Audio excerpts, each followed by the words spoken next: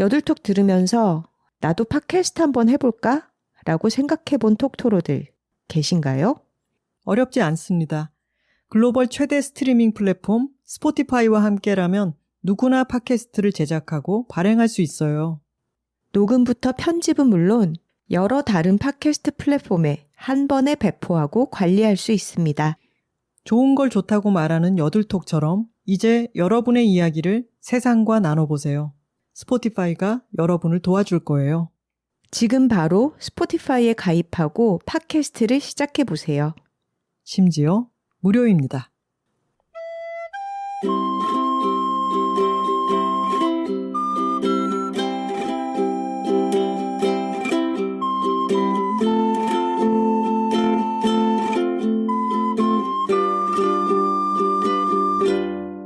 여자둘이 토크하고 있습니다.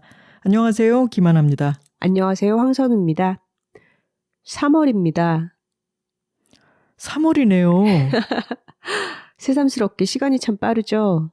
이제 2025년 새 출발할 수 있는 마지막 마지노선에 왔네요. 1월 1일에는 설부터 새해다 한번 미뤘다가 이제 설날 연휴 지나고 나면은 3월부터 진짜 시작이야. 이렇게. 맞아요. 이제 봄도 시작되고 더 이상 물러설 곳이 없습니다. 그러네요. 진짜로 뭔가 한 해를 본격적으로 시작해야 되는 그런 시기인 것 같습니다. 오늘 얘기 시작하기 전에 다음 주 살짝 예고를 드리고 들어가야 될 것 같아요. 네. 저희가 어제 콘클라베라는 영화를 봤습니다. 네, 콘클라베는 카톨릭에서 교황을 새로 선출하는 그런 비밀 투표를 말하는 단어고 영화가 상당히 재밌습니다. 저희가 나눌 얘기가 많을 것 같아서 139화 다음 주에 다뤄보려고 해요. 아직 개봉은 안 한 상태인데 저희는 조금 일찍 봤고 아카데미상이라든가 여러 군데에 노미네이트도 많이 됐잖아요. 네. 화제가 많이 되고 있는 영화라서 톡토로 여러분들이 많이 보시고 저희 다음 화를 들으셨으면 좋겠네요. 네. 지금 찾아보니까 12세 관람가네요. 다양한 연령대의 톡토로 분들이 즐기실 수 있는 영화입니다. 그리고 저희가 어제 영화를 봤던 극장이 광화문 근처였잖아요. 네. 근데 어제 분위기 진짜 흉흉했어요. 어제 3월 1일이었는데 저희가 영화 보러 들어가기 전에는 탄핵 반대 집회, 태극기 집회가 아주 격렬하게 열리고 있는 틈을 뚫고 영화관에 들어가야 했고요. 그리고 영화 상영을 마치고 나왔을 때는 탄핵 찬성 집회, 내란 규탄 집회의 현장으로 저희가 합류해서 또 행진을 하기도 했습니다. 정말 멀지 않은 곳에서 두 가지의 완전히 반대되는 방향의 집회가 일어나는 곳을 걸어 다니다 보니까 어제 날씨도 참 비가 오다 말다 하고 미세먼지도 많았는데 정말 빨리 평화가 왔으면 좋겠다 이런 생각이 들더라고요. 네. 이 모든 과정이 지금 우리 사회에 만연한 혼란을 뚫고 더 큰 질서로 가고 있는 과정이라고 생각해야겠죠. 지금이 선우 씨도 저도 날씨 영향인지 몸이 너무 찌뿌둥하고 둘 다 돌아가면서 아프기도 하고 그랬잖아요. 네. 근데 이 즈음이 좀 바닥을 찍는 즈음이라고 생각했으면 좋겠습니다. 맞아요. 겨울이 너무 길잖아요. 길게 몇 달을 끌면서 추위 속에서 좀 몸이 견디기 위해서 여러 가지 자원들을 끌어다 쓰고 긴장 상태로 몇 달을 나다가 이제는 좀 에너지가 바닥나는 시기가 이 2월 말 3월 초가 아닌가 싶어요. 오늘 저희 여기 오기 전에 식사하고 나서 저희 동네 잘 가는 카페를 갔는데 거기에 꽃 가지랑 여러 식물들이 예쁘게 꽂혀 있어서 사장님한테 저거 참 예쁘네요 했더니 사장님이 저거 생강나무 가지였는데 여기 와서 꽃 폈어요 라시면서 향이 되게 좋아요 하면서 향을 맡게 해줬잖아요. 하지만 저는 감기에 걸려서 아무것도 맡을 수가 없었습니다. 근데 저는 생강나무 꽃 향을 처음 맡았는데 정말 약간 화한 향도 있고 생강이니까. 그러니까요. 잠깐 그러면 생강나무에서 생강이 주렁주렁 열리나요? 그건 아니지. 생강향이 난다고 해서 생강나무고 생강열매랑은 상관이 없는 거죠. 모르겠어요. 갑자기. 그러네요. 생강은 바닥 그 흙에서 캐는 거잖아요. 그러니까 그게 생강향이 풍긴다고 해서 생강나무라고 부르는 것 같아요.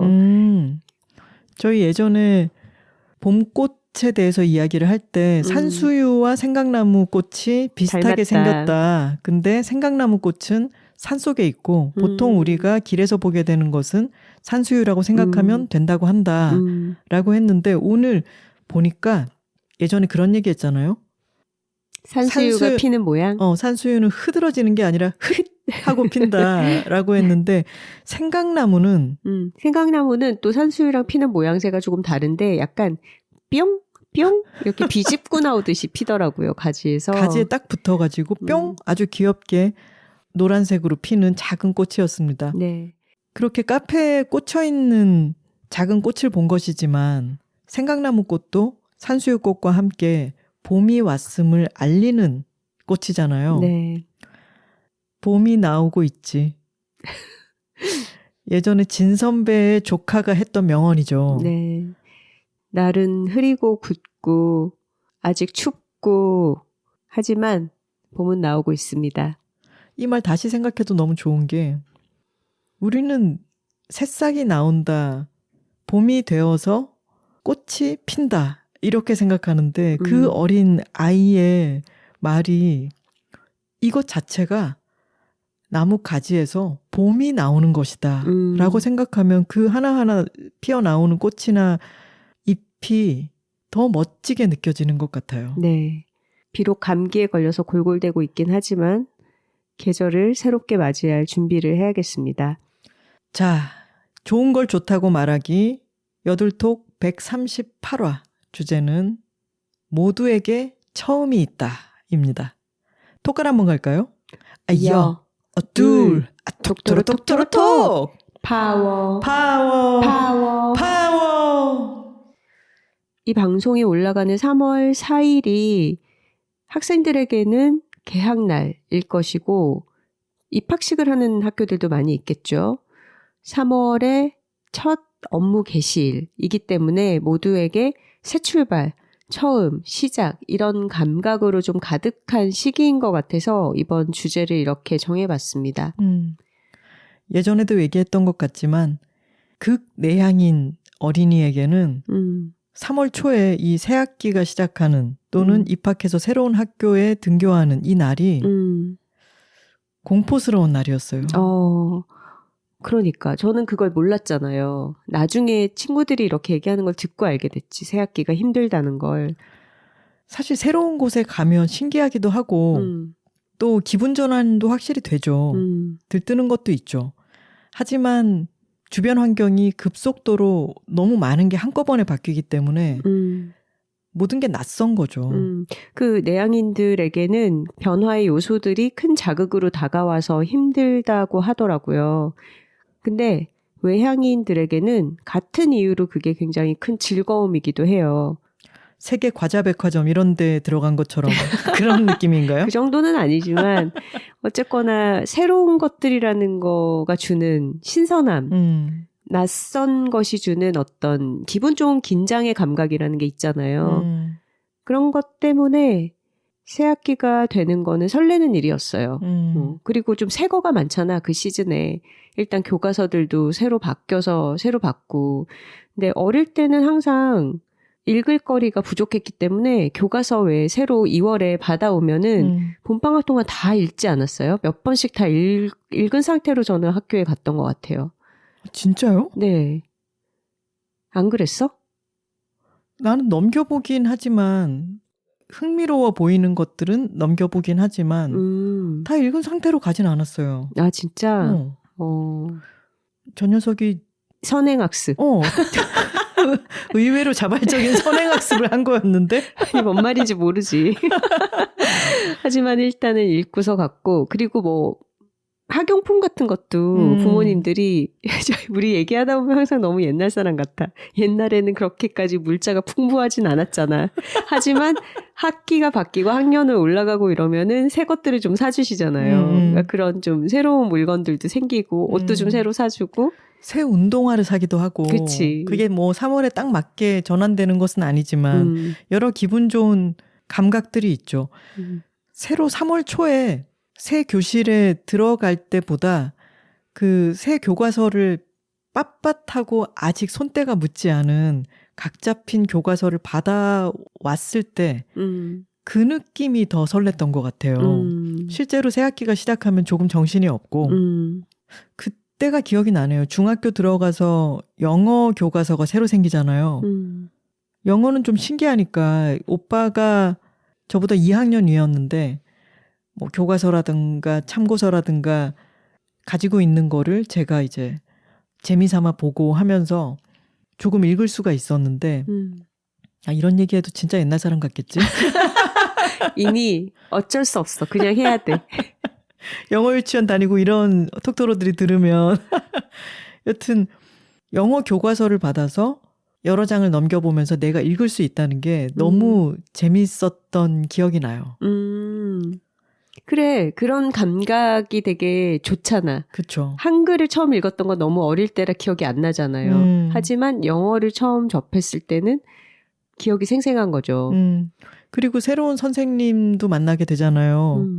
특히나 초등학교 때는 그 선생님이 모든 과목을 다 담당하고 계시니까 어떤 선생님을 만나느냐가 한 해를 결정하는 것이기도 하잖아요. 그렇죠. 그 선생님과 첫 대면하던 때의 기억 같은 것도 어렴풋이 떠오르네요.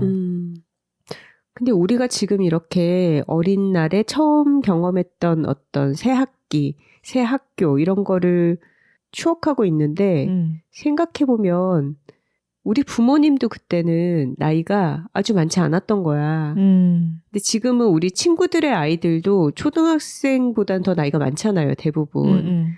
그러니까 엄마들, 아빠들이 처음으로 아이를 학교에 보낼 때도 생각해보면 나이가 그렇게 많지 않았던 거지.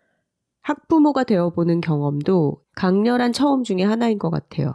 그러네요. 우리의 이제 중학교 들어갔잖아, 고등학교 들어갔잖아, 이런 것도 가족들이 또 너무 바쁘지 않으면 같이 모여서 졸업 축하하고 입학했다고 또 뭐 선물도 하고 그러잖아요. 그런 게 부모들에게도 일종의 리프레시가 되겠죠. 새로운 어떤 각오를 학부모로서 다지는 일이 될 수도 있겠고. 뿌듯하기도 할 거야. 언제 제가 저렇게 자라서 그치. 학교를 들어가나. 언제 또 졸업을 했나. 어제 제가 출판사에서 보내주셔가지고 일본어 명카피 핸드북이라고 하는 책을 이렇게 쭉 넘겨봤거든요. 근데 거기에 이런 카피가 있었어요. 일본의 리쿄 대학교의 카피래요. 입학식. 어딘가에 평생의 친구가 앉아있다. 야, 되게 낭만적이다. 두근거린다. 정말 그렇죠. 우리가 학교에서 누구와 친해지게 될지 아직 서로 모른 채 한 공간에 앉아 있잖아요. 그러다가 조금씩 친해져서 어떤 인연과는 평생을 함께 가기도 하잖아요. 그리고 나의 인생에 굉장히 큰 영향을 미치기도 하고. 근데 그런 가능성이 숨어있는 그 입학식 장면. 어딘가에 평생의 친구가 앉아있다고 생각하면 그 카피를 읽는 지금 내일 모레 50인 우리도 왠지 설레는 것 같아요. 그러게. 그런 기운이 가장 크게 서려 있는 달이 바로 3월이 아닐까 싶습니다. 그러고 보니까 이 방송이 나가는 3월 4일이 제 친구의 생일인데 너무 학년 초가 생일이잖아요. 그래서 항상 분리했대요. 손해야. 친구들이랑 제대로 친해지기 전이 생일이다 보니까 별로 많은 축하를 못 받는 거죠. 저는 유리했어요. 저는 12월 16일이기 때문에 한 학년을 함께 다 보내고 나서 마무리하기 전에 방학식 하기 전주쯤이 제 생일인 거죠. 그리고 크리스마스 즈음이 되면 사람들이 어린 학생들도 마음이 아주 너그러워지거든요. 근데 이렇게 어딘가를 졸업하고 그래서 매일같이 가던 어떤 공간으로부터 이제는 멀어지고 안녕을 고하고 새로운 공간으로 들어서고 그런 것이 인생의 어떤 마디를 형성하죠. 우리가 왜 오늘 이런 이야기에 더 빠져들게 되는지 알아요? 왜요? 오늘 탕수육을 먹었기 때문입니다. 그게 왜? 졸업식 때는 항상 탕수육과 짜장면 먹지 않았나요? 그 집집마다 졸업식 마치면 중국집에서 많이들 앉아 있잖아요. 그리고 이렇게 꽃다발 한 켠에 무거운 코트랑 같이 벗어놓고 가족들끼리 앉아서 탕수육 하나 시켜놓고 짜장면 막 먹고 그러지 않았어? 우리 얘기하면 할수록 너무 옛날 사람이야. 무슨 전후 세대 같다. 갈비 이런 것도 먹었잖아. 그런 얘기도 좀 해줘. 아니 육식 전시하지 말자. 아 탕수육도 육식이네. 그렇지. 자 이제 학교를 빠져나와 봅시다.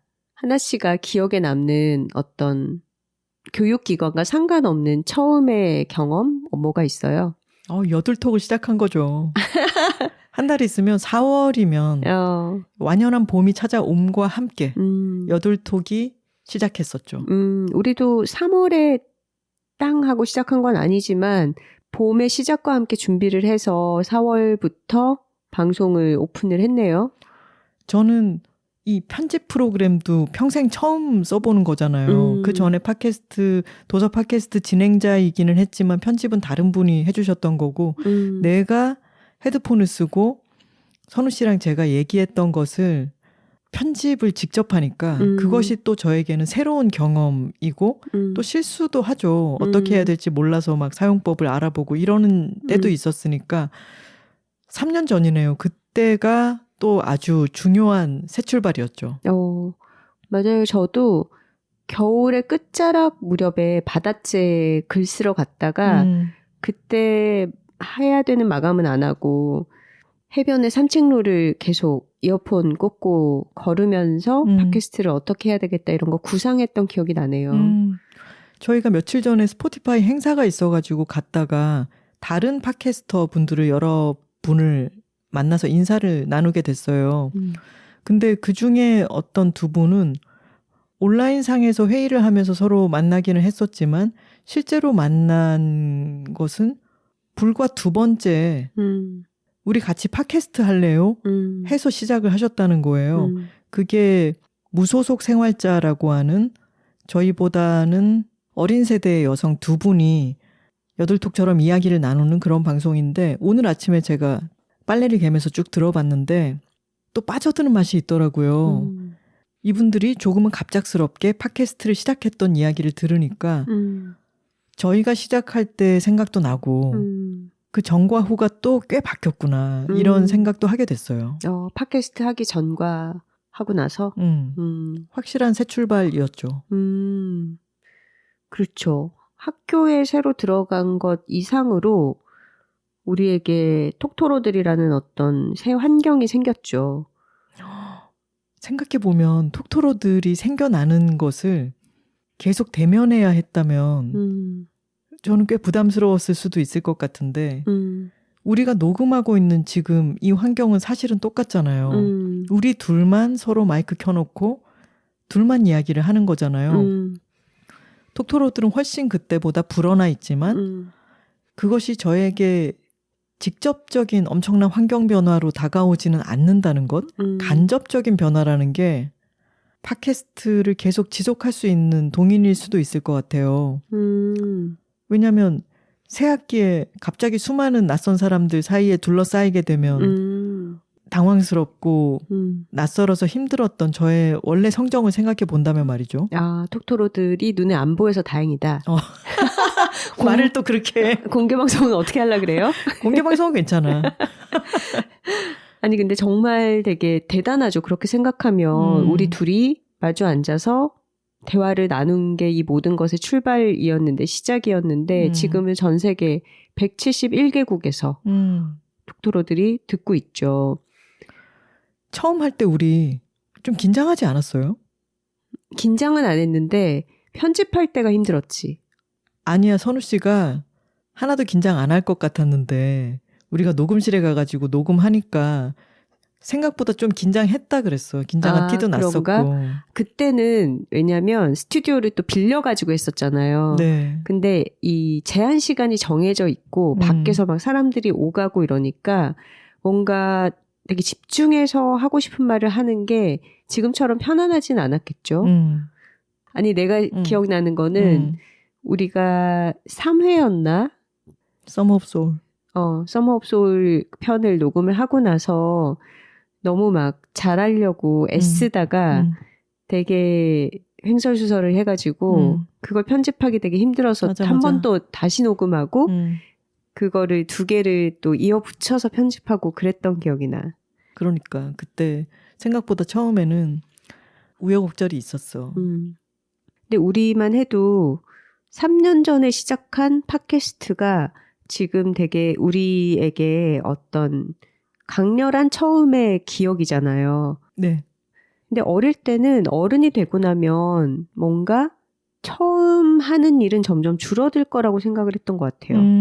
당연하게 해오던 것들을 더 쌓아가는 일만 남겠지라고 여겼던 것 같은데 어릴 때는 어떤 삶의 과정에서의 학교라는 단위 아니면 사회생활을 시작할 때는 회사가 됐든 어떤 조직이 됐든 거기에 소속이 되면서 경험하게 되는 처음이라는 게 외부로부터 나에게 주어지고 내가 그것에 잘 적응하고 맡은 역할을 해내는 게 되게 쉽지 않은 과제였다면 어느 정도의 사회 경험이 쌓이고 특히나 회사를 그만두고 프리랜서가 되고 나니까 이 모든 처음과 시작들을 내가 만들어야 된다는 거?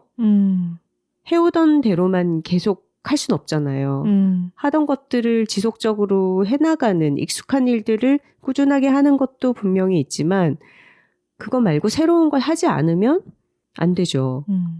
시대에 맞춰서 내가 해나가는 일들이 정체되게 되겠죠. 아무것도 새로운 걸 하지 않는다면. 근데 그 새로운 것들을 결단하고 기획하고 실행하는 것들을 내가 그 처음을 만들어야 된다는 거. 하지만 어른에게도 계속 이런 처음이 있다는 게 예전에는 좀 짐작하지 못했던 영역인 것 같아요. 삶에서의. 팟캐스트도 우리에게는 그런 것 중에 하나였고요. 선우 씨는 처음으로 직장 출근하던 날 기억나요? 잘 기억이 안 나지만 그날도 아마 선우 씨는 지각 안 처음을 하려고 이렇게 잘 까먹어. 항상 올챙이 시절이 없던 개구리인 척하는 게 좀 있죠. 근데 그때도 아마 9시까지 출근해야 되는 게 굉장히 긴장이 많이 되고 지각을 안 하려고 되게 애쓰면서 동동거리면서 신입사원 시절을 보냈던 것 같아요. 처음으로 첫 직장에 출근하던 날 또는 이직해서 새로운 직장으로 출근하는 날이라든가 평생의 첫 명함을 받던 기억이라든가 처음으로 휴가를 써보는 마음 같은 것은 그 이후에 수없이 반복이 된다 하더라도 제일 첫 기억이라는 것은 강렬할 수밖에 없는 것 같아요. 저는 첫 회식도 기억나요. 수습 기간이 지나고 제가 광고회사 제작팀으로 처음 배정을 받아서 제작팀의 상무님이 모든 신입사원들에게 점심 식사를 쐈는데 그때 제가 간장게장을 처음 먹어본 거예요. 부산에서 먹는 그런 작은 게장이 아니라 돌게장 같은 거 말고 부산에서 논게 이런 것도 먹잖아요. 근데 이런 한 마리 커다란 꽃게를 간장게장으로 담근 것을 직장인 첫 회식 때 먹고 제가 너무 감동을 한 거예요. 그래, 아니 간장게장은 강렬하지. 처음 먹었을 때 강렬해요. 나는 세상에 이렇게 맛있는 음식의 장르가 있다는 것이 너무 감격적이어서 그 2000년 3월을 잊을 수가 없네요. 저는 처음으로 어떤 음식 먹었던 기억들은 강렬하게 남아있는 것들이 꽤 있는 것 같아요. 특히 어떤 정교한 디저트 종류들 있잖아요. 그런 거는 카테고리가 굉장히 세분화되어 있고 약간 딱 잘 만들어진 그것을 먹었을 때 완전히 내가 세상에 존재하는지도 몰랐던 그리고 우리 집에서 가정식으로는 절대 맛볼 일이 없는 어떤 것이 나에게 쫙 펼쳐지는 그리고 특히 어릴 때 그런 걸 처음 먹을수록 이국적이고 화려하고 고급스러운 세계에 대한 어떤 동경을 자극하면서 되게 신선한 감각을 느끼게 됐던 것 같아요. 아마 아주 어릴 때는 아니고 회사를 다니면서 처음 먹어봤던 것 같은데 마카롱 처음 먹었을 때 맞아. 그런 질감을 우리가 어디서 느껴보겠어요. 그리고 왜 약간 뚱카롱 이런 거 말고 진짜 왜 프랑스에서 라디레 같은 브랜드의 정교하게 만든 마카롱 처음 먹었을 때 좀 충격적이지 않나요? 저도 마카롱 처음 먹었을 때 충격이 생각나는데 또 얘기하면서 우리 진짜 옛날 사람 같다. 왜? 아니야? 아니 이게 요즘은 마카롱 어릴 때도 많이 먹으니까. 아 그리고 크림 브릴레도 처음 먹었을 때 사람들이 참 앙큼하지 않나요? 깨서 먹는 게. 이거를 이 부드럽고 달콤한 크림을 떠먹는 것만 해도 참 맛있다 싶은데 거기에 설탕을 또 지글지글 녹여서 덮었어. 그래서 그거를 숟가락으로 이렇게 창창창 깨서 먹어. 참 이 디저트의 세계란 사람이 혀끝에 이 즐거움을 위해서 이렇게 오밀조밀하게 애를 써서 온갖 장치들을 하는구나. 인간 참 앙큼하고 아주 귀엽구만 이런 생각을 하면서 먹었던 것 같아요. 제가 코로나 시절에 크렘브릴레 만들어 드렸던 거 기억하시나요? 아, 네. 보통은 선우 씨가 저에게 온갖 맛있는 것들을 해주지만 그때는 집에 갇혀 있으면서 제가 몇 가지 시도했던 게 있었죠. 그 중에 하나가 크렘브릴레였죠. 설탕이 잘 안 녹았던 것 같기도 하고. 야, 맛있게 먹었다고 했단 말이야. 그리고 저는 처음 먹었던 게 생생히 기억나는 음식이 보리굴비. 보리굴비. 보리굴비 진짜 희한한 음식이라고 생각했어요. 희한하죠. 성인이 돼서 먹었는데 그것도 꼭 그리고 녹찬물에다가 올려서 먹잖아. 그러니까요. 일본에는 오차즈케라는 게 있지만 우리나라에서 잘 먹는 음식인데 굴비를 보리가 든 독 속에 넣어서 이렇게 삭이는 거잖아요. 그거를 익혀서 녹찬물에 마른 밥이랑 같이 먹는다는 게 너무 번거롭고도 너무 신기하고 그럴듯하게 느껴졌고 그렇게 먹으면 비린맛이 싹 사라진다는 거. 여름의 별미로 보리굴비를 처음 먹었을 때 정말 세상에 신기한 장르의 음식이 다 있구나. 그리고 참 맛있구나. 그렇게 느꼈던 게 기억이 나요. 우리가 처음으로 먹어본 것들 얘기를 하다 보니까 생각이 났는데 제가 에디터 시절에 유기묘들을 많이 돌보는 어떤 셀럽분의 집에 가서 촬영을 할 일이 있었는데 그때 이제 고양이들이 많은 집이니까 같이 촬영을 간 후배가 고양이들을 좀 이렇게 잘 카메라 앞에 붙들어 놓기 위해서 추르를 가져간 거예요.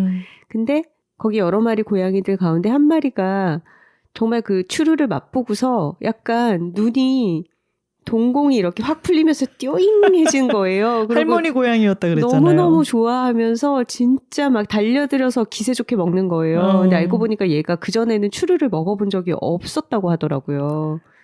물론 뭐 여러 가지 이유로 건강에 아주 좋지는 않을 테니까 뭐 절식을 시키거나 했을 수도 있는데 추르를 처음 맛본 할머니 고양이의 심정 어땠을까? 얼마나 세상에 이런 게 다 있구나. 이 맛있는 걸 니들끼리만 먹고 있었어? 여들톡 이번에 얘기할 주제가 처음으로 한 경험들, 새 출발 3월을 맞아서 그런 처음에 대해서 이야기를 할 거야 라고 했더니 같이 탁구 치는 백지혜 작가가 첫 경험 얘기할 거구나 라고 했는데 그 말이 맞는 말이긴 한데 우리가 보통 첫 경험이라고 하면 어떤 성적인 경험을 이야기하는 때가 많잖아요. 그렇게 좁게 얘기하는 것처럼 쓰이고 있죠. 그 말이. 첫 경험이라고 하는 것은 참 너무 좋은 말인데 우리나라에서 사회적으로는 너무 좁게 성적인 경우를 뜻하는 식으로 쓰이고 있는 것은 좀 손해 아닌가라는 생각도 했습니다. 그러고 보면 어릴 때는 교생 선생님들이 실습 나오면 꼭 첫사랑 얘기해 주세요. 막 이런 거 많이 조르고 했었잖아요. 근데 제가 그 선생님들보다 훨씬 나이가 많아지고 보니까 첫사랑이라는 거는 되게 재미가 없습니다. 너무 어설퍼. 특히 남의 첫사랑 얘기가 재미있을 수가 없어요. 근데 어릴 때는 뭔가 해보지 않은 경험이고 내가 가보지 않은 길이기 때문에 거기에 되게 굉장한 게 있을 것 같은 마음으로 막 듣고 싶어서 졸르고 했던 것 같아요. 꿈을 꾸는 거죠.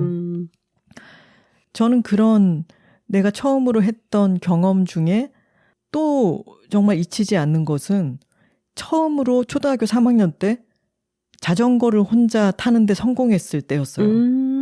이게 아무리 해도 자꾸만 넘어지고 넘어질 것 같고 이렇게 비틀비틀 나아가다가 이러면서 몸이 중심을 잡아서 내가 페달을 계속 밟았더니 이게 우연이 아니라 이렇게 하면 계속 더 나아갈 수 있는 거잖아를 느꼈을 때 그 정말 붕 떠서 날아가는 것 같은 그 쾌감, 이상한 느낌 그런 것은 지금까지도 생생하게 기억이 나요. 저는 자전거를 다 커서 어른이 돼서 배웠거든요. 아마 어릴 때 타려고는 했었다가 터무니없이 큰 어른용 자전거를 좀 끌고 다니다가 넘어지고 막 이래서 더 무서움이 있었던 것 같아요. 그랬다가 30이 거의 다 됐을 때 당시 남자친구가 작정을 하고 가르쳐줬어요. 운동장 같은 데 가가지고 뒤에서 잡아주면서 이제 비틀비틀 하면서 조금 중심을 잡을 때 떼고 이런 식으로 그때 배웠는데 어른이 돼서 배웠기 때문에 처음 자전거를 탄 감각이 더 기억에 강렬하게 남아있죠. 그때 깨달았어요. 아, 자전거라는 거는 멈추면 안 되는구나. 그러니까 기우뚱기우뚱은 하게 마련이고 그때 중심을 멈춰서 잡으려는 게 아니라 그냥 기우뚱 되면서 계속 밟아야지 중심이라는 게 결과적으로 잡히는 거구나. 그런 거를 몸으로 익혔고 사실 어릴 때 자전거를 못 배워서 겁이 나서 못하고 있어요. 이런 어른들 많잖아요. 근데 사람마다 뭔가를 배우는 시기는 다 다르기 때문에 나이 들어서라도 누군가 내 뒤에서 안장을 좀 붙들어줄 사람이 있다면 자전거 배우는 거는 너무 추천입니다. 저의 평생의 제일 첫 책의 첫 문장이 인간이 만든 최고의 것, 자전거 탈 줄 아십니까? 예요. 저는 자전거라는 그 개념 자체를 참 너무 사랑하는데 근데 방금 선우 씨 얘기를 듣고 또 우리 주제를 생각해 보니까 처음이 의미 있는 처음이 되는 것은 왜 이것저것 시도만 해보는 것들도 많이 있잖아요. 아, 근데 돌이켜봤을 때 이것의 처음은 그랬었지라고 돌아보려면 비틀대면서 계속 나아가 봐야 처음이 생기는 것 같아요. 자전거도 멈추지 않고 내가 나아가 봐야 자전거를 탈 줄 아는 어떤 사람이 되는 것처럼 무언가를 시도하고 그 시도를 지속적으로 유지했을 때 그것을 나중에 돌아봤을 때 그 처음이 의미 있는 처음이 되는 것 같아요. 그리고 여기서 또 짚고 넘어가고 싶은 거는 똑같이 자전거를 탄 첫 경험이지만 하나 씨는 10살, 저는 30살이었다는 거. 그러니까 사람마다 동일한 시기에 동일한 경험을 하지 않고 그 처음이 남들보다 조금 늦었다고 해서 전혀 부끄러울 것도 없다는 거죠. 안 하는 게 더 손해라는 거지. 그리고 저희 엄마 즐거운 어른의 이옥선 작가는 훨씬 나중에 배웠죠. 50대에 배우기 시작해서 신나게 잘 타다가 넘어지셨죠. 즐거운 어른에서 읽었던 것 같아요. 그래도 나는 엄마가 자전거 타기를 시도했다는 것이 너무 대단하게 느껴져요. 물론 정말 조심하셔야 됩니다. 그리고 이옥선 작가님이 첫 책을 낸 것도 70대인 거잖아요. 그러니까요. 70대에 인생 최초의 책 2권을 냈고 또 베스트셀러가 되기도 했으니까. 그러니까요. 인생 모르는 겁니다. 몇 살에 어떤 경험을 처음 하게 될지요. 맞아요. 김연경 선수가 얼마 전에 은퇴를 발표하셨잖아요. 네, 이번 시즌까지만 뛰기로 발표를 했죠. 예전에 선우 씨가 김연경 선수 인터뷰 했을 때도 자기는 맨 처음에 배구 시작해서 배구가 너무 좋고 더 하고 싶고 계속 생각하던 그때를 자주 떠올리려고 한다. 이런 얘기를 했었거든요. 김연경 선수는 배구를 시작한 이후로 아주 오랜 세월 동안 엄청난 기록을 세우고 정말 멀리까지 간 위인이지만 그분에게도 처음이 있었죠. 그리고 처음부터 잘하는 사람은 아무도 없죠. 처음을 자꾸 돌이켜 봐야 하는 게 우리가 익숙해지고 능숙해지면 잊어버리게 되는 어떤 처음의 미숙함들이 사실 지금 돌아봤을 때는 되게 큰 감사함을 주게 되기도 하고요. 그리고 또 하나는 지금처럼 능숙하게 익숙하게 잘하는 이런 관성의 상태에 되기 전에 처음 이 업계에, 처음 이 일에, 처음 내가 하고 있는 이것에 발을 들여놨을 때 그때가 어떻게 보면은 더 본질적인 질문 같은 걸 던질 수 있는 그런 축복의 시기이기도 한 것 같아요. 신입사원은 이 회사가 이상하다라는 거를 알 수 있잖아요. 그렇죠. 여기는 뭔가 다른데 왜냐하면 익숙하지 않기 때문에 여기가 하는 방식은 이런 게 좀 문제가 있는데 라는 것도 감지를 할 수 있는 거죠. 근데 거기에 젖어들어서 익숙하다 보면은 그게 더 이상 문제로도 여겨지지 않고 자기 자신이 거기에 일부가 될 수도 있겠죠. 최근에 제가 일의 감각이라는 책을 재밌게 읽었어요. JOH의 대표 조수용 대표가 쓴 책인데 이분은 네이버 창립 멤버로도 오래 일을 했고 그리고 카카오 대표도 역임을 했죠. 근데 그런 얘기를 하더라고요. 그러니까 디자이너로서 또 마케팅 총괄 그런 업무들을 해오다 보니까 조금만 이 분야에 대해서 자기가 발을 디뎌놓고 관여를 하기 시작하면 그 신선한 시각이 흐려진다는 거예요. 그래서 일부러 상관없는 사람의 눈, 이것과 관계없는 사람의 시각을 계속 일깨우려고 노력을 한대요. 만약에 이 사람이 어떤 음료수 브랜드의 디자인 컨설팅을 의뢰받아서 거기에 관여를 시작한다면 굉장히 그 관점으로 세상을 바라보게 되겠죠. 근데 편의점에 그냥 무심하게 들어가서 진열되어 있는 많은 음료수 중에 하나를 고르는 손님의 느낌, 그 시각. 그런 거는 노력하지 않으면은 계속 없어진다는 거예요. 그러니까 세상에 대해서 많은 걸 겪어보고 경험하고 지식이 많이 쌓인 사람일수록 오히려 더 그 신선함을 잃어버리게 될 수 있겠죠. 그리고 그걸 경계해야겠죠. 그 부분이 되게 와닿았습니다. 예전에 광고회사 다닐 때 그런 카피를 놓고 회의를 할 때 팀장님이 참 강조하셨던 게 일감이라는 거였거든요. 첫 번째 느낌. 근데 이것을 두 번째 들여다볼 때는 그것이 다 사라지고 없기 때문에 어떤 카피를 제일 처음 딱 볼 때에 느껴지는 그 감각에 집중을 해서 판단하는 능력 같은 것을 많이 강조를 하셨어요. 익숙해지게 되면 그것을 다시 새롭게 바라보기는 정말 어려운 일이기 때문에 거기에는 또 노력이 필요하겠죠. 아까 그리고 어떤 것을 시작할 때는 미숙한 상태다라는 얘기를 했잖아요. 미숙하다라고 하는 것은 내가 알아갈 게 참 많은 때인 거잖아요. 내가 해야 해서 하는 일도 분명히 있겠지만 어떤 일을 점점 능숙하게 되기 위해서 노력한다면 미숙한 상태에서 더 능숙한 상태가 되고 더 많이 알아가려는 어떤 마음가짐이 있는 그때의 그 마음이라는 게 정말 강력한 동인이지 않나요? 그렇죠. 그걸 기억하는 게 중요할 것 같아요. 제가 예전에 어느 심리학 책에서 읽었던 거였는데 오래 사이좋게 잘 지내는 커플들이 있잖아요. 그리고 금방 헤어지는 커플들도 있고 그걸 아주 장기적으로 관찰한 그런 리포트였던 것 같은데 오래 관계를 지속하는 뭐 부부가 됐든 그런 커플들은 제일 처음을 계속 상기하려고 한대요. 우리 처음 만났을 때, 내가 당신을 처음 만났을 때 그때가 얼마나 행복했는지, 그때가 무슨 계절이었고 내가 어떤 마음이 들었는지 이런 것에 대해서 잘 상기한다는 거예요. 그런 처음의 마음이라는 것은 이 사람과 로맨틱한 관계를 계속 유지하게 만드는 그 처음이라는 것은 사실은 모든 사람과 다른 이 사람만의 새로움 때문에 느끼는 강렬한 그 감정이라는 게 거기 있는 거잖아요. 근데 그 감정도 무뎌지죠. 이 사람에 대해서 이제는 익숙하고 잘 아니까.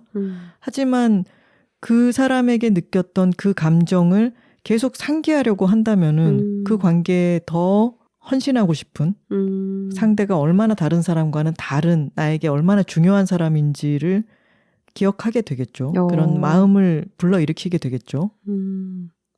그러고 보니까 우리 엄마가 많이 표현하는 분은 아닌데 저한테 반복적으로 제가 처음 태어났을 때 그 계절에 얼마나 날씨가 좋았고 그때 마당의 장미들이 얼마나 예뻤고 이런 거를 반복적으로 얘기를 해주시거든요. 그런 걸 통해서 되게 엄마의 사랑을 느낄 수 있는 거랑 비슷하겠네요. 그렇겠네요. 이옥선 씨도 니는 참 귀여웠다. 이런 얘기를 아니 빅토리노트 한 권 다 그런 얘기잖아. 우리가 어쩌다 보니 또 저희는 일 얘기를 좋아하잖아요. 그래서 처음에 마음을 잘 간직하고 오랫동안 해 나갔을 때 새로운 어떤 경지를 일구어 나갈 수 있고 뭐 이런 이야기를 많이 하게 됐는데 오늘 회차의 처음을 다시 또 상기해 보자면 네. 3월 초고 2025년을 새롭게 출발할 수 있는 마지막 기회다. 마지막이에요? 이제는 왜 하반기의 시작 이런 것도 있잖아. 7월 1일부터? 그 분기별로 새로 시작하면 안 돼? 안 돼, 안 돼. 아, 근데 그런 생각은 들어요. 하나 씨랑 나랑 둘이서도 왜 우리 새로운 거 뭐 해볼까? 이런 제안을 서로 많이 하잖아요. 뭐 가장 작게는 새로운 맛집에 가는 것부터 뭐 우리가 평소에 동네에서 잘 가던 데 아니라 뭐 영화를 보러 갈 일이 있다? 그럼 그 근처에서 여긴 어떨까? 뭐 커피는 여기서 마시면 어때? 라고 하면서 그런 새로운 장소에 가는 것부터가 우리 자신에게 처음 해보는 경험을 선물하는 거잖아요. 근데 그런 것들을 스스로에게 일상 속에서 많이 만들수록 우리는 삶에 더 많은 신선함을 끌어들이게 되는 거고 나이를 점점 더 먹으면 당연히 새로운 경험은 줄어들게 마련이겠죠. 그래서 그게 어떤 면으로는 노련함이 되기도 하겠지만 어떻게 보면은 약간은 달고 다른 더 이상 멋에도 재미를 느끼지 않은 사람이 되기도 쉬울 것 같아요. 내가 그거 해봐서 아는데 하면서 거들먹대기도 쉽고 근데 그랬을 때 내 자신이 처음 할 수 있는 뭔가를 끊임없이 만들어 나가는 것 또한 굉장히 필요한 일이겠다. 우리가 어떤 나이에 당연히 새로운 학교에 들어가고 당연히 새로운 친구들을 만나게 되는 경험을 안 하게 되는 때부터는 정말 스스로 살기 나름이겠구나. 그런 조금은 냉정하지만 무서운 현실도 느끼게 돼요. 선우 씨 말에 동의를 하고 하지만 모든 것이 너무 빨리 바뀌고 새로움을 너무 추구하는 그런 빠른 한국 사회에 살고 있기도 하잖아요. 저는 어떤 반복되는 나의 일, 익숙한 나의 관계라 하더라도 제일 처음에 그 신선함을 더 잘 기억하고 되새기고 감사하면서 그 반복에 임하는 것이 우리를 자전거를 타고 멀리까지 갈 수 있게 하는 것처럼 큰 동력이 되어줄 거라고도 생각해요. 선우 씨랑 내가 이래서 양쪽 페달 같은 거겠죠? 새로움을 낯설므로 받아들이는 내향인과 자극으로 추구하는 외향인의 어떤 양쪽 페달? 그래야 돼. 왜냐하면 선우 씨는 새 것만 너무 좋아하기 때문에 내가 또 약간 잡아줘야 되고 나는 너무 같은 반복으로 함몰되기 쉽기 때문에 선우 씨가 곧잘 끄집어내줘야 되는 거죠. 여들톡의 첫 시작도 잘 기억하면서 오래오래 잘 가보도록 하겠습니다. 네, 여러분들도 3월 새롭게 시작하는 일들, 올해의 진짜 출발 다 기운차게 시작하시고 또 누군가의 처음을 옆에서 목격하고 함께 하게 될 때 그만큼 응원하면서 지켜봐 주시면 좋겠습니다. 봄이 나오고 있습니다. 댓글 소개 시간입니다. 사용과 광고 문의는 w2talking, w 숫자 2, talking @gmail.com으로 보내주시면 됩니다. 지난 137화 인류의 급속 충전편의 여두레드가 레터 프롬 레몬의 레몬 디저트들이었죠. 역시나 톡토로들의 열화와 같은 반응으로 인해서 이 작은 디저트 가게가 지금 아주 눈코 뜰 새 없이 돌아가고 있습니다. 네, 열심히 배송 준비를 하고 있지만 주문 양이 많아서 조금씩 지연이 되고 있다고 하니까요. 주문하신 톡토로들 좀 여유 있는 마음을 가지고 기다려주시면 좋을 것 같습니다. 또 그 사이에 3일절이 있고 대체 휴일이 있고 그래서 약간 연휴가 됐잖아요. 배송이 늦어질 수 있고 그리고 자주 지금 품절이 걸리고 있어요. 하지만 다시 언제 품절이 풀리는지도 레터 프롬 레몬의 스마트 스토어의 공지사항으로 올라와 있으니까 잘 참고해 주시면 좋겠습니다. 그리고 또 톡토로들이 아주 따뜻한 너무 맛있다 이런 리뷰들을 써주셔서 또 흐뭇하게 보고 있습니다. 네, 동네의 작은 디저트 가게에는 이런 긍정적인 리뷰들이 참 큰 도움이 될 것 같아요. 레터 프롬 레몬에 달려가신 톡토로님들이 계셨던 듯한데 그중 한 분이 메일을 보내주셨어요. 한번 네. 읽어볼게요. 톡토로 유니버스는 사랑입니다. 라는 제목이에요. 안녕하세요. 록토로입니다. 이번 주 업로드된 여둘톡을 듣고 움직이면서 역시 저는 여둘톡 유니버스라는 안전한 울타리 안에서 살아가고 있다는 생각이 들었답니다. 집요정 도비 모드로 열심히 대청소를 하며 여둘톡을 듣다가 여두레드가 시작되자마자 고개를 번쩍 들었는데요. 이번 주 여두레드가 제가 사는 지역에 있는 레몬을 주재료로 한 구움과자 전문점이라니 이건 운명이다 싶었습니다. 동탄 사시나 봐요. 제가 제일 좋아하는 디저트가 레몬 파운드, 레몬 케이크, 레몬 마들렌 등등 구움과자 프롬 레몬이거든요. 작가님들의 소개를 들으면서 실시간으로 네이버 카카오맵, 네이버 지도 앱을 다 검색했는데도 상호가 뜨지 않아 마음이 조급했는데 다시 보니 너무 흥분한 탓에 레터 프롬 레몬을 레터 오브 레몬이라고 여기저기 검색을 했더라고요. 레몬으로부터의 편지, 레몬의 편지. 저의 흥분이 프롬을 오브로 바꿔버렸지 뭐예요. 하던 일을 멈추고 바로 파자마 위에 옷을 대충 걸쳐 입고 외투도 안 입고 출발했는데 어찌나 급하게 나왔던지 차 키도 두고 오질 않나 저 오늘 좀 많이 설렜었나 봐요. 그렇게 레프레로 향하는 길, 내비가 안내하는 레프레로 가는 길은 자그마치 하나 지하차도를 지나서 가야 하더라고요. 오, 이것은 데스티니. 여둘톡 유니버스가 나를 인도하는구나 싶어 혼자 비실비실 웃었어요.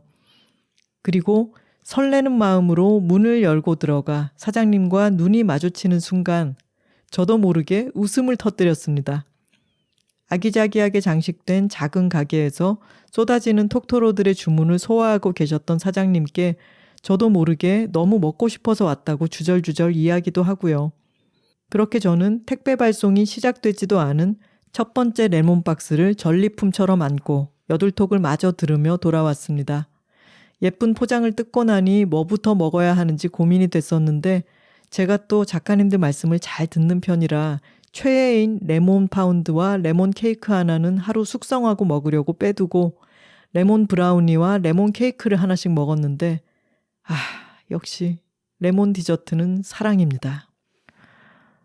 또 한 번 제게 무언가를 강렬히 먹고 싶게 만들어주셔서 감사해요. 정말 많이 맛있는 거 드시고 자랑해주세요. 쭉요 하셨습니다.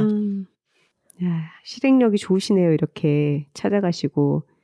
근데 또 찾아오시는 톡토로님들을 응대하면서 택배 물량을 발송하기가 너무 쉽지가 않으니까 그 스마트 스토어 공지사항에 매장 운영을 며칠까지는 닫는다 이런 거를 그때그때 알리시더라고요.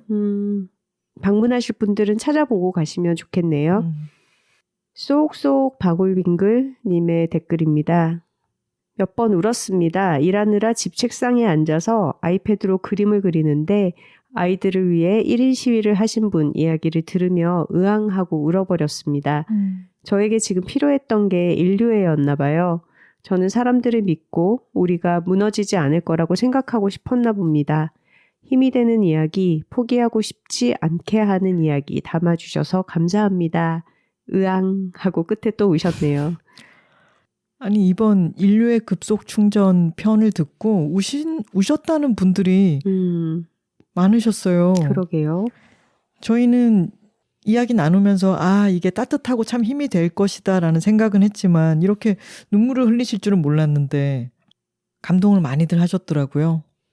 미스티 HH님께서 하나 작가님의 여행 이야기를 듣다 보니 작년 늦가을에 한국 여행 중이던 중국인 젊은 여성분이 생각나네요. 버스 안에서 본인이 가야 할 목적지를 정확히 몰라서 당황하시길래 제가 도와드렸어요. 알려주는 목적지 이름이 상당히 낯설고 지도 어플에도 나오질 않아 주소를 쳐서 겨우 찾았는데 또 매우 복잡한 연희동 골목 속을 찾아가야 하는 것이 아니겠어요? 젊은 청년이 영어도 서툴고 약속된 시간에 늦어서 어쩔 줄 몰라 하길래 그냥 보내기 찝찝해서 목적지까지 데려다 주었어요. 말이 안 통해서 대체 어딜 가나 싶었는데 도착하고 보니 레드벨벳 슬기 씨의 사진전이 열리는 곳이더라고요. 늦었는데도 모르는 곳을 무리해서 가려던 이유를 그제야 알 수 있었어요. 티켓이 있어야 하고 이미 완판된 전시였죠. 그 당시 레드벨벳 이야기를 여들톡에서 들었던 때라 뭔가 운명이 이끌렸나 싶은 기분이 들었답니다. 저 잘했죠? 크크크. 외국인 팬의 K-팝 사랑을 돕다니 스스로 뿌듯하여 셀프로 인류에 충전했던 기억이 나네요. 요즘 계속 극으로 치우친 분들이 계엄의 이유로 중국을 들먹이는데 그분이 저를 떠올리며 한국에 그렇지 않은 사람이 더 많다는 걸 꼭 기억해 주면 좋겠어요. 그렇게 선순환 되길 빌어봅니다. 그리고 이렇게 덧붙여 주셨네요. 그나저나 별토로님 이야기 들으면서 퇴근길 지하철에서 목이 메고 눈물 나는 사람이 되어버렸습니다. 유유. 선생님 같은 분이 이 사회에 꼭 필요합니다. 하셨어요. 미스티 HH님 너무 잘하셨고요. 여기서 놀라운 사실 한 가지를 말씀드리자면 저희도 그 사진전에 갔다 왔습니다. 그때 이제 슬기 씨가 필름 카메라로 찍은 사진들의 느낌이 되게 좋고 마침 저희 동네에서 별로 멀지 않은 곳에서 사진전을 하더라고요. 그래서 예약해서 갔었는데 저희도 가면서 여기가 맞나 하면서 되게 찾아가기 힘든 곳이라는 생각을 했었어요. 그리고 정말 놀랍게도 해외 팬들이 여행용 트렁크 같은 거를 들고서 오신 분들이 맞아요. 정말 많더라고요. 공항에서 바로 오신 듯한 분들이 참 많았죠. 근데 또 이렇게 한 다리 건너서 미스티 HH님이 도와주셨다고 하니까 다 연결되어 있다라는 느낌이 들어서 너무 좋네요. 제가 브라질 여행 얘기 몇 번 했었잖아요. 네. 톡토로 분들이 그 여행 얘기를 너무 좋아하더라고요. 아마도 우리가 여행자로서 다들 그런 낯선 곳에서 당황하는 경험을 해봤기 때문에 공감을 하는 것 같아요. 저는 여행 다녀온 지 15년이 지났는데도 브라질 하면 입가에 미소가 지어지는 게 정말 전 세계에서 가장 친절한 국민들이라고 생각하고 있기 때문인데 어디를 물어보면은 꼭 손을 잡고 데려다 줘요. 코로나 이전이기도 했지만 어디로 가라고 말로 알려주는 게 아니라 말이 통하든 안 통하든 나를 붙잡고 꼭 거기를 데려가주고 기사님한테 얘기도 목적지를 대신 얘기해주고 정말 친절했던 기억이 있습니다. 따숩다. 또 누군가는 미스티 HH님의 모습으로 이렇게 한국을 따뜻하게 기억을 해주겠죠. 맞아요. 불평화님의 댓글입니다. 우리는 뼈와 피와 살로 구성되어 있기도 하지만 한편으론 수없이 많은 고마움들로 이루어져 있다는 생각이 듭니다. 힘들었던 일들의 옆엔 반드시 어떤 고마움이 있어요. 은혜라고 할 만한 것도 있고 아주 사소하기도 한 배려나 도움들 덕분에 그 다음이 이어지고 다시 그런 것들을 주고받으며 사는 것 같습니다. 살아야 할 이유를 찾지 못하는 어떤 청소년에게 이런 이야기를 해주려고 합니다. 그동안 받은 마음들을 기억하고 누군가에게 돌려주며 살자고 감사합니다 하셨네요. 4월 5월님께서 저도 교토에서 교환학생 생활을 할 때 시민들의 많은 도움을 받았던 기억이 납니다. 길치여서 헤매다가 길을 물어봤을 때 가는 길이라며 자신들이 타는 택시에 태워준 커플, 강아지 산책길이라면서 제가 찾던 노면전차역까지 20분 넘게 같이 걸어가준 아주머니, 덕분에 국제 미아가 되지 않고 무사히 교토 생활을 마무리할 수 있었습니다. 저도 이때 받은 친절을 소중히 여기며 다른 사람들에게도 친절을 나눌 수 있는 사람으로 살아가려고 노력 중이에요 하셨어요. 릴레이인 겁니다. 맞아요. 많은 톡토로들이 이번 인류의 충전 에피소드를 듣고서 본인도 이런 마음을 나눌 수 있는 사람이 되고 싶다라고 써주셔서 굉장히 읽으면서 흐뭇했습니다. 스포티파이에 봄토로님이 달아주신 댓글입니다. 이번 화를 들으며 나를 괴롭게 하는 것도 인간, 나를 살게 하는 것도 언제나 인간이라는 생각을 했어요. 일과 시국 때문에 인류에 박살난다는 말을 자주 하는 요즘 이렇게 둔둔하게 마음 건강 충전하고 열심히 살아갈 기운을 얻습니다. 힘든 날 다시 들을 에피소드로 확정. 언니들 오늘도 고맙습니다 하셨네요. 진짜 이번 에피소드는 다시 듣기 많이 할 것 같다고들 하시더라고요. 환멸 날 때마다 다시 따뜻함을 채우기 위해서 많이 들어주시면 좋겠습니다. 네. 리아리아님의 댓글입니다. 20년도 넘은 일입니다. 홍대 앞 6번 출구에 KFC가 있던 시절 20대 초반이었던 저는 신호등 앞에 서 있었어요. 그리고 제 옆으로는 10대 소녀 서너 명과 한 지체장애 청년이 있었지요. 우리는 그저 그 장애 청년을 의식하지 않는 척하는 것으로 민주시민의 물음표 태도를 갖춘다고 생각했던 것 같아요. 그런데 갑자기 그 청년이 손에 쥔 핸드폰을 떨어뜨렸고 무심한 듯 전혀 신경을 안 쓰면서도 온 신경을 쏟고 있던 저와 그 10대 소녀들은 누가 먼저랄 것도 없이 땅바닥에 떨어진 그 핸드폰을 주워주려 고개를 숙였습니다. 제 기억엔 10대 소녀들이 더 빨랐던 것 같아요. 머쓱해진 저는 아무 일도 없었던 것처럼 핸드폰으로 다시 시선을 돌렸어요. 그리고 신호가 바뀌었고 그 청년은 불편한 몸으로 느릿느릿 횡단보도를 건넜습니다. 저는 계속 제 폰에 시선을 고정한 채로 그 청년과 보조를 맞추며 마치 핸드폰에 집중해서 신호가 바뀌는 것이 안 보이는 것처럼 느릿느릿 걸었어요. 신호등은 이미 빨간불로 바뀌었지만 저와 그 청년을 향해 누구도 경적을 울리지 않았고 그 장애 청년과 저는 무사히 건널목을 건너 각자의 길로 돌아섰습니다. 그때가 마침 이맘때쯤인데 걸으며 곁눈질로 봤던 운전자들의 괜찮아요 라고 말하는 듯한 표정을 보며 봄이 왔구나 느꼈던 것 같아요. 두 분의 오랜 팬입니다. 첫 사연 보냅니다. 이상입니다. 용인에서 교토로 드림 하셨어요. 드러내서 뭔가를 챙겨주고 문제를 같이 해결해주는 그런 적극적인 배려가 있다면 또 살짝 티내지 않으면서 이렇게 옆에 있어주는 그런 방식의 배려도 필요한 것 같습니다. 맞습니다. 언제든 도울 마음을 가지고 또 너무 주시하지 않는 것. 그리고 운전자들의 표정을 보면서 봄이 왔구나라고 느꼈던 것 같다. 저희도 이 마음을 알 것 같네요. 네. 저희는 운전도 하지만 보행자로 지내는 시간이 더 많잖아요. 근데 우리나라 운전자들 정말 보행자 우선주의를 항상 머리에 탑재하고 운전을 해야 됩니다. 잠깐 멈춰 서서 이렇게 양보했을 때 왜 보행자들이 고맙다고 꾸벅 인사를 하고 가는 경우들이 있잖아요. 근데 그럴 때는 인사를 받으면서 감사하긴 하지만 운전자들이 좀 더 길을 걷는 사람들이 있을 때 멈춰 서고 기다리고 하는 게 더 당연해져야 된다고 생각을 해요. 맞습니다. 애플 팟캐스트에서 뚱이인데요 님이 남겨주신 댓글입니다. 여들톡을 잘 듣고 있는 조용한 톡토로입니다. 최근에 올려주신 팟캐스트 에피소드를 정주행해서 다 듣고 강가를 거슬러 올라가는 연어처럼 올해 1월 7일 에피소드를 듣는 중입니다. 항상 팟캐스트를 들으며 생각했는데 여성에게는 아직도 연령대의 폭이 넓게 또 다른 여성 인생 선배가 많이 필요한 것 같다는 걸 느꼈어요.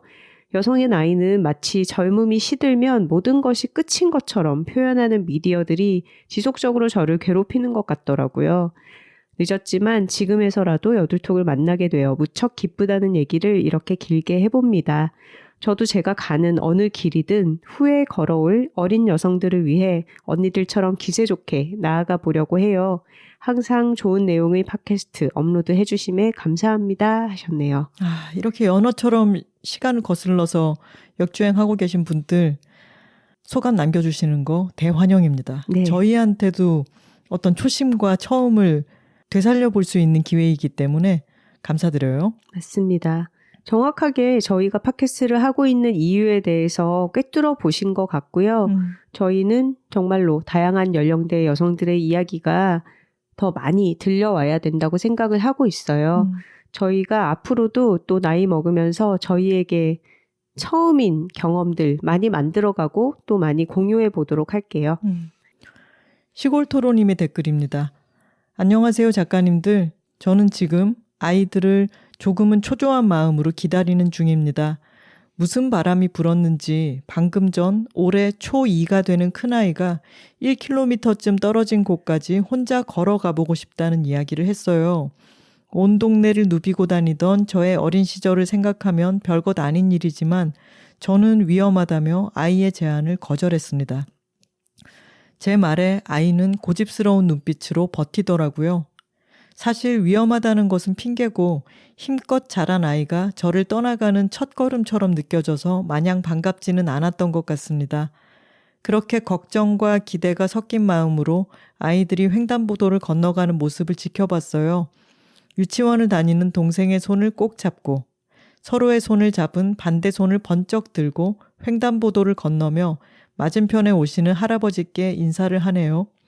할아버지께서는 다정하게 아이들에게 인사를 돌려주십니다. 이제 아이들을 위해 제가 할 일은 염려와 걱정으로 아이들의 모험을 막아서는 것이 아니라 저의 아이를 사랑하는 것과 같은 마음을 사회의 여기저기에 흩뿌리는 일이라는 생각이 듭니다. 하나 작가님께서 어디선가부터 건네지기 시작한 친절을 받으셨던 것처럼요. 이 에피소드를 들으니 아이들을 기다리는 마음에 조금 여유가 생기네요. 작가님들 감사합니다 하셨어요.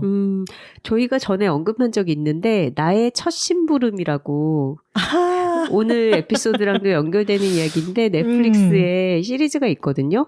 일본에서 어린이들에게 처음으로 심부름을 시켜놓고 그걸 지켜보는 관찰 카메라 형식의 예능인데 그래요. 애들이 참 처음 해보는 일 앞에서 헤매기도 하고 어려워하기도 하지만 애쓰면서 어떻게든 해내는 걸 보고 있으면 그렇지 저게 바로 성장하는 과정이지 싶거든요.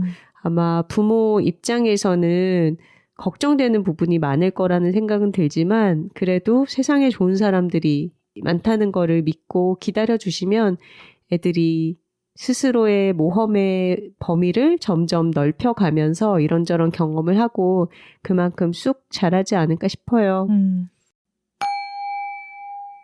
좋은 걸 좋다고 말하기 여둘톡 138화 주제는 모두에게 처음이 있다 였습니다. 톡토로 뒤에는 여둘톡이 있고 여둘톡 뒤에는 톡토로가 있습니다. 저희는 다음 주에 영화 콘클라베 이야기로 다시 돌아오겠습니다. 화요일입니다. 고맙습니다.